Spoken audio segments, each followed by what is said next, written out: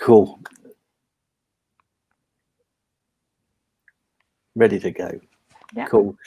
Ladies and gentlemen, welcome to Open for Business, the show where I talk to business owners, leaders, entrepreneurs about their journey from the start to where they are currently, what they want to do in the future.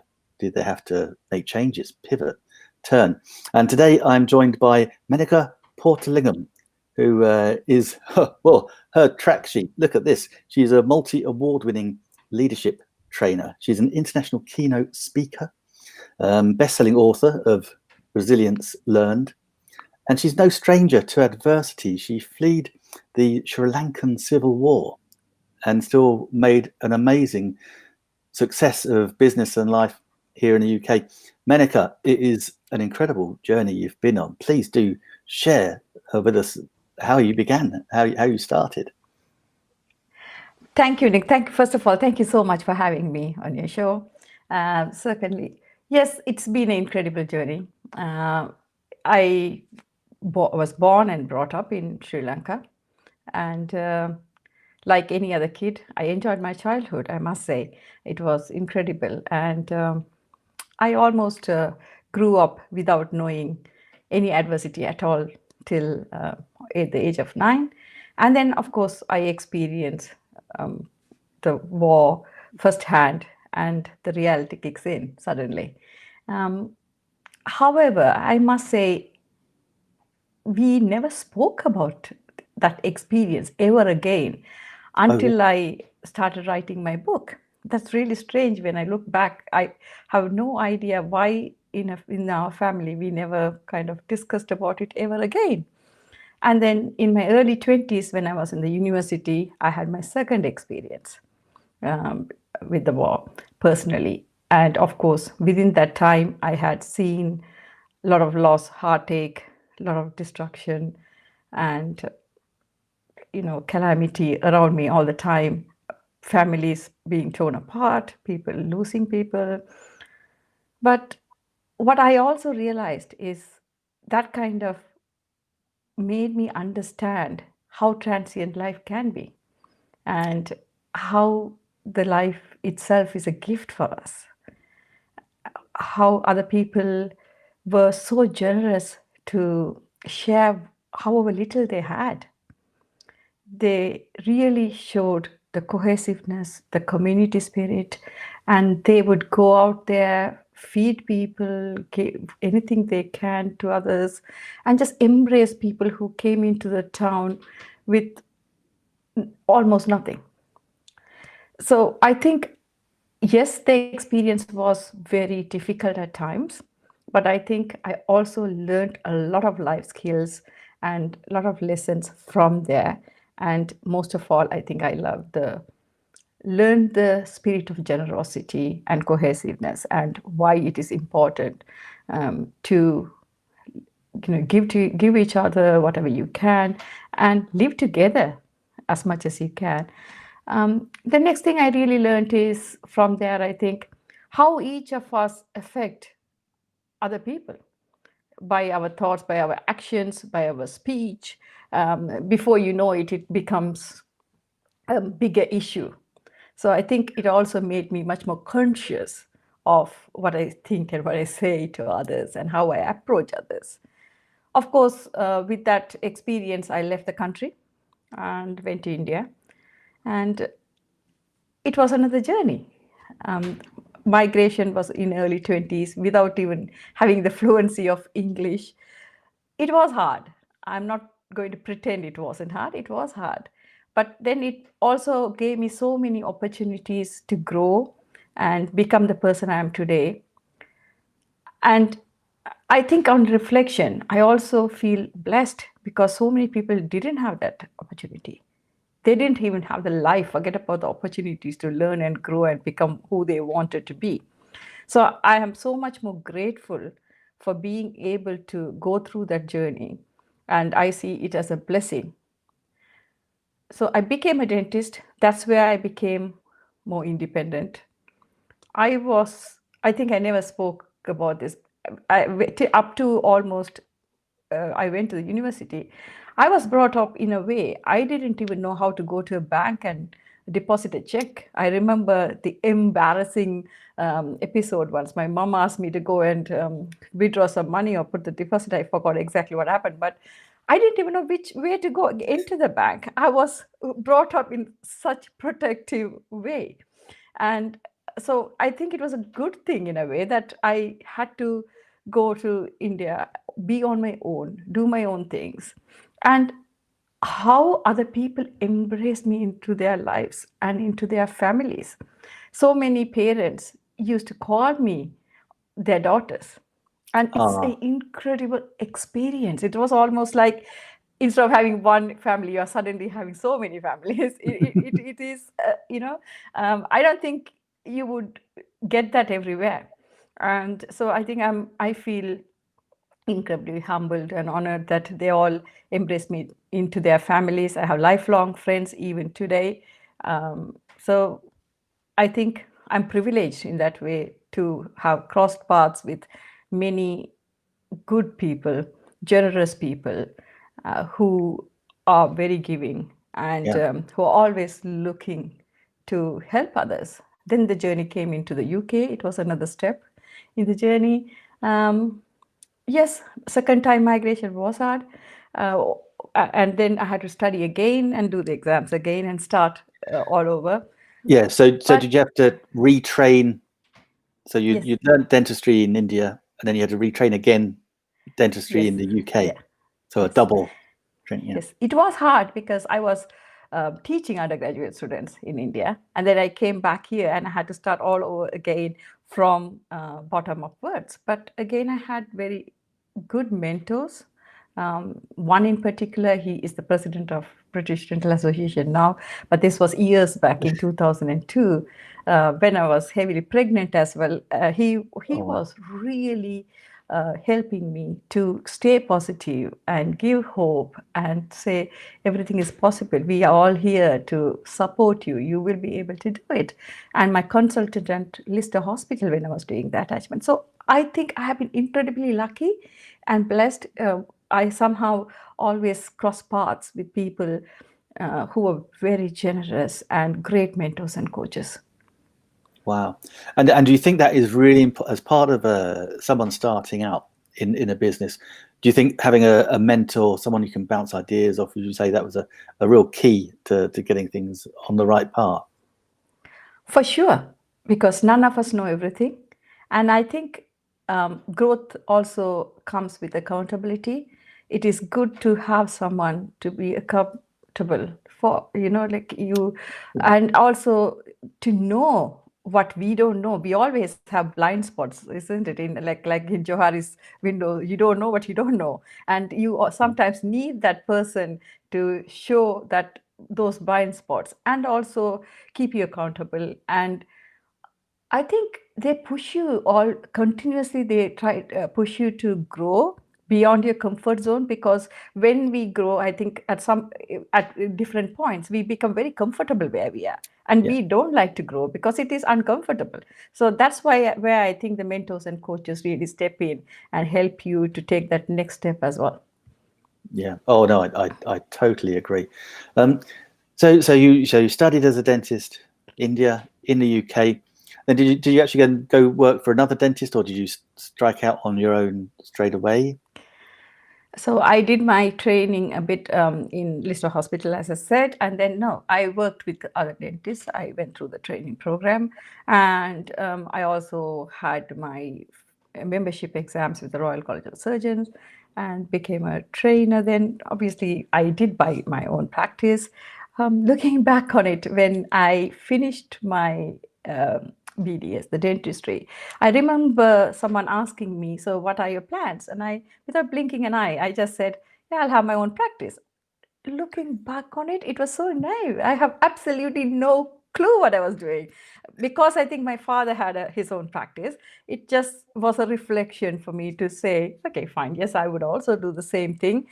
Or either my entrepreneurial spirit was somewhere there without my realization, but that's what I thought. So it was always the vision in my mind. There was no doubt one day I am going to own a practice. So I kind of stepped into it progressively.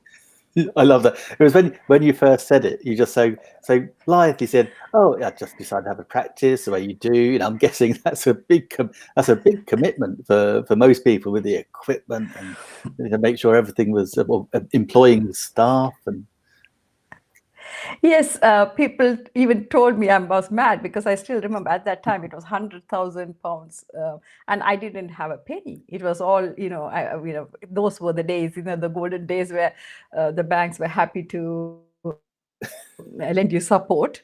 I am still with the same bank manager who filled my form at that time. He has moved banks, and I have moved along with him, to be honest. But everyone thought like, how you're taking such a big gamble, a new country. And soon after, I was a single mom as well, and being an Asian woman who didn't study here, and some people thought my English was, not to the mark. With all those challenges, I'm really surprised that I didn't have that doubt in myself, and so I said like, I'm just going to do it. yeah. I know that's really amazing, and that's the thing. All these different things, all these different adversities, obviously build us in lives. And you say, as a single mother as well, when to do all that and juggling, it is quite amazing. So you got your practice, but you were still doing your practice, but also teaching dentistry as well. Is that where you got your love Yes. for teaching and coaching? And Yeah. So I started my, never say never is one message I would give to everyone. And my mom used to tell that when I was a child, I used to tell, I don't know why people go into teaching. I don't like teaching. I was as a child, and my mom used to never say that you might one day, have to teach. You wouldn't have a choice. Like you think, different things when you're younger, but when I started teaching just after qualifying the undergraduate dental students, I loved it. I absolutely loved it. So when then after having the practice for a while, of course, then I applied to become a trainer and went into training and got a post graduation certificate in education. And the more and more I stepped into it, the more I realized how much I'm actually enjoying the process. So yes, I did do training, and it was life would have it. Then I kind of decided to step into coaching. No, I love it. It's like having two passions. I was always told, yes, you want to work for yourself, make sure you're passionate about what you do. So you have that passion for dentistry, and then obviously a dual passion for teaching and communication and coaching. And I guess uh, leading on from let's go on along the coaching side. So how did you develop your coaching? So you were teaching the undergraduates from dentistry. So then did you make a conscious decision? Okay, as an example, your book. Did the book come sooner or later, or did you start as a keynote before, or did you use a book to lead into keynote speaking? So all my progressive steps have come from adversities, and this is no different. I was diagnosed with a stress-related illness. I was burnt out a few years back, and I was signed off from work as a dentist. I had also made, that I am very passionate about mental health, and I am a big advocate of mental well-being now, because it affects you all around. It affects you professionally, it affects you personally, it affects your relationships. If there's nothing in your life it doesn't touch. So now when I coach, that's why I always tell the leaders, and personal well-being is as important as your professional performance. Because if you don't look after yourself and maintain that personal well-being, your professional performance and productivity will get affected at some point or the other. It's just only the time when it will happen. There's no if, or it's only the when it will happen. So it's important. So that's what happened to me. And when I started writing the book, it's just started with 3,000 words actually. One Oh, wow. day when I was really, melancholy, you just, have to way of coping, I guess. I just sat and wrote down, and till 3 o'clock in the morning, and that was it. So I always had this thing, particularly after going to India. All my peers were, educated in English. I was older, so my confidence was low, and my self-esteem was low. Everything, kind of all this positivity kind of disappeared in a way. But I just coped with having more qualification, working harder, and relying on external factors. What gave me that strength that I was good enough. That's what happened. And so for whatever reason, when I lost it, that I hit the rock bottom. Yeah. That's what it. I was lost. I was lonely. I was having relationship issues. I was having a lot of health issues. I would, I think my GP saw me more than anybody else at one point in a few years back. So everything what I could, what could go wrong went wrong at in a very short period of time. However, looking back, I really see it as a blessing because it had to happen. It was Yeah. just meant to happen because, as they say, nature gives you, puts a brick, gives little hints, and if you don't take it, it will make you collide somewhere. And that's what exactly happened to me. And if I didn't have those experiences, I wouldn't have written a book. I wouldn't have become a speaker. I still remember when I first went uh, for a course with Andy Harrington, I said I can never become a renowned speaker because I have a strong accent. And a lady who had come for training from Ireland, she told me, Menaca, it's a blessing you have this accent. I said, I'm like, what? I even wrote about that in the book. She said, yes, because when we hear you, we know it's you. It's like your signature thing. Why wouldn't you want to own it? And nothing wrong. We all can understand you very well. We can communicate. So I can't see any problem. So a lot of people like that really gave us hope. That's what happens, isn't it? When you, like Jim Brown says, you are the average of 5 people you surround yourself with. When you surround yourself with people like that, instead of people before in my life who said, "Oh, you're not a man. That's a man's world. You haven't studied English from the beginning. It's not good enough. You have a strong accent. People won't accept you." Instead of that, I had to literally uproot myself and plant myself back into a environment where people supported you, encouraged you, and wanted you to dare to dream or follow the dream. I think that is a massive step I made, and I'm so glad. And when I coach now, I say, tell my clients, you're not a tree. If the environment is not good, please move. That's why God has given you the legs. I love that. That is so true, and it's so strange. I was having a conversation with someone this morning about you being the average of the 5 people you associate the most with, and I said to them, I always try to make sure I'm the lowest of the 5 because if I'm at the top, I need to join another group. So, but yeah, no, that is so true, and yeah, when you're given support and be just the fact that someone tells you can do something can sometimes just release you, Of course. and Yeah. and get you going. So And the book came from the speaking, actually, because when I started speaking, people started telling me, "Oh, we feel really inspired about it. What a story you have!" And I was this person when they asked me in the training first. I said, I don't have a story. I said, I only have fraud in my dental practice. I can tell you that because we see these things as weaknesses. We don't want to speak about it, or like I mentioned, we never discuss these things openly. So it came to a point, and I'm like suddenly realized what I thought is my weakness is what inspiring other people. It was yeah, really strange experience, but I learned a lot from that. that's it. I think that's where a lot of inspiration does come from. So you started off with so you had one. Can't I hear guess you, you Nick. kicked off. Oh, try again. Can you hear me now? Hold on. What we can do? Let's have a quick refresh. Sometimes the sound goes. Not a problem. Two seconds.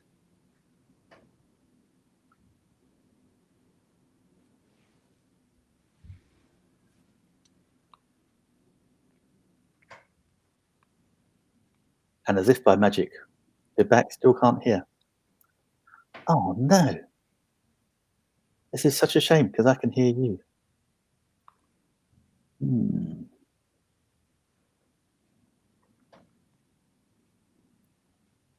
Okay, what we'll do is we'll reboot and try it again.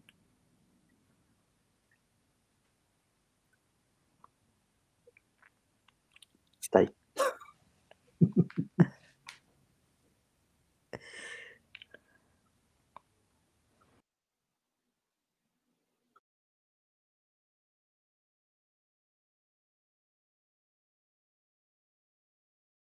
You can try different ones. No one can hear you. Unmute me.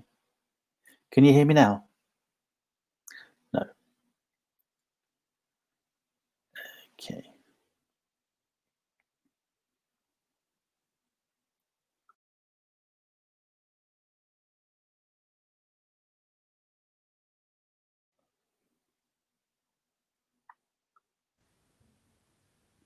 Can you hear me now?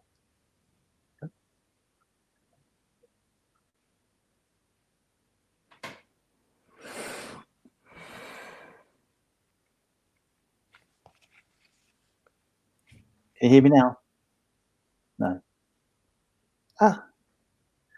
Okay. Can you hear me? Yeah, I can hear, I can hear you fine.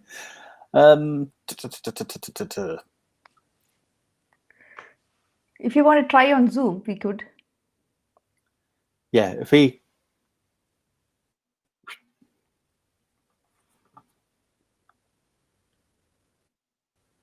I'll mute you.